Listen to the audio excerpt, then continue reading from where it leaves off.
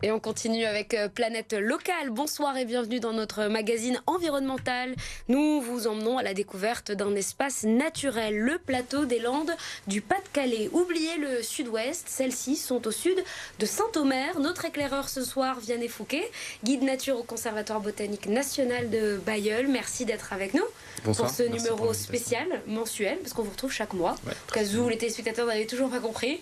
Avec nous également Hélène Graffeuil, journaliste chez Territoire. Bonjour. Alors concrètement, c'est quoi un plateau des Landes? Mais oui, alors une lande, si on s'en réfère à l'étymologie, au terme gaulois landa, une lande c'est une terre sauvage, inculte et libre. Ce sont ces trois adjectifs. Et c'est vrai que dans l'imaginaire collectif, quand on pense aux landes, on pense à des terres venteuses, comme sur le littoral breton ou comme sur les pentes du Massif central. On pense à des terres dénudées, un peu arides, un peu brûlées. D'un point de vue strictement écologique, une lande, c'est une formation végétale plutôt dense, plutôt basse, qui s'installe sur des sols acides, et ça c'est important, et plutôt pauvres en nutriments. La lande, elle est faite de bruyères, d'ajoncs, de genêts, de calunes, de myrtilles aussi. Et d'un point de vue strictement esthétique, cette fois-ci, la lande, c'est un... Vous allez dire que je me répète, mais la lande a la faculté de recréer des ambiances assez singulière, assez dépaysante.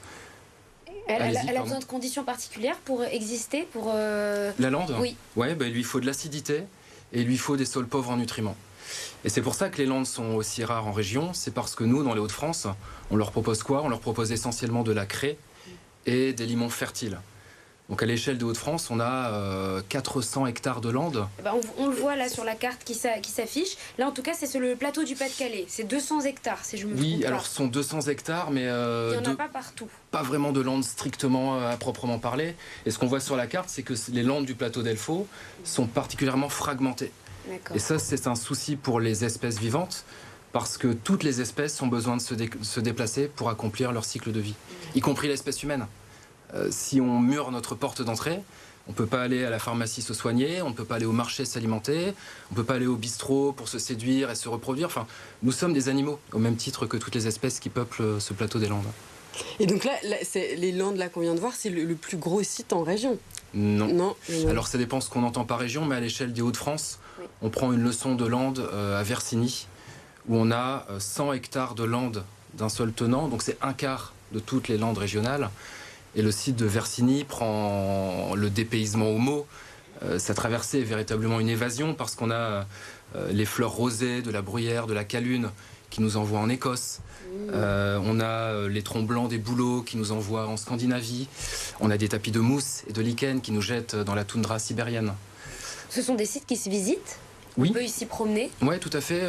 À la fois sur le plateau des Landes à Elfaux, à la fois au niveau de la réserve nationale de Versigny. Ouais. Mais pas n'importe comment. Ce sont des visites qui sont programmées? Il y a des sentiers qui sont accessibles librement, je pense à Versigny notamment.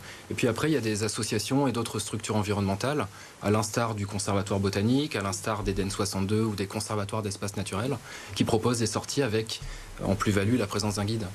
Et en termes de faune, est-ce qu'on retrouve des espèces particulières, très spécifiques? Ils sont inféodés, oui, bien sûr. Je pense comme ça à la vipère péliade, qui est un serpent, un reptile qui va fréquenter à la fois les pelouses calcaires, dont nous avons déjà parlé, et les landes.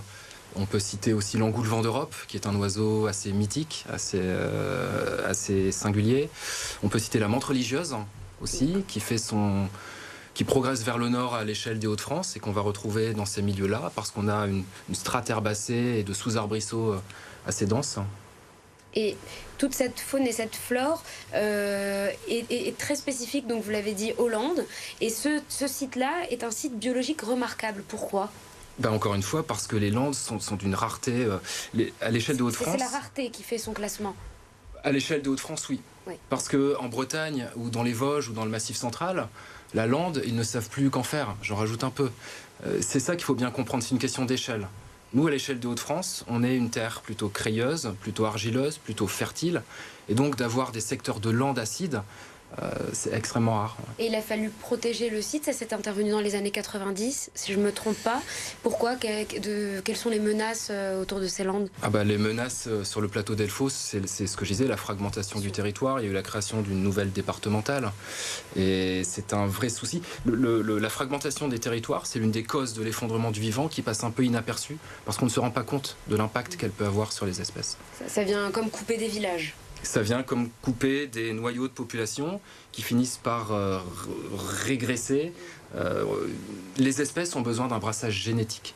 Plus on a de diversité génétique au sein d'une espèce, plus on est fort pour répondre aux agressions de l'environnement.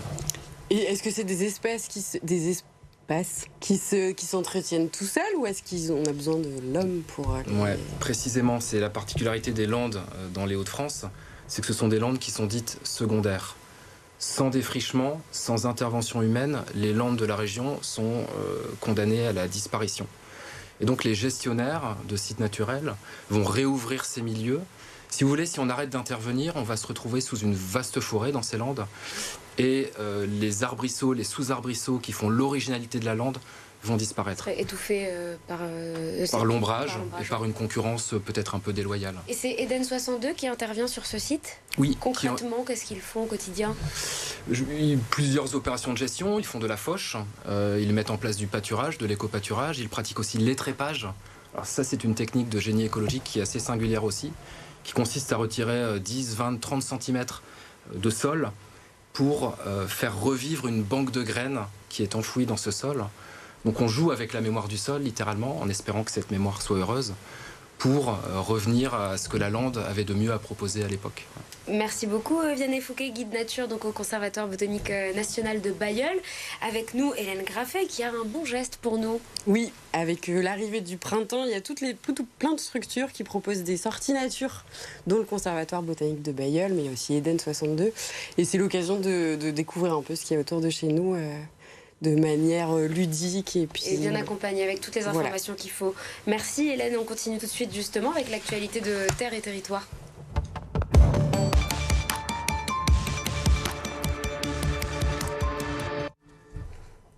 Hélène, vous êtes allée à la rencontre de Géry Quinchion. Qui est-il?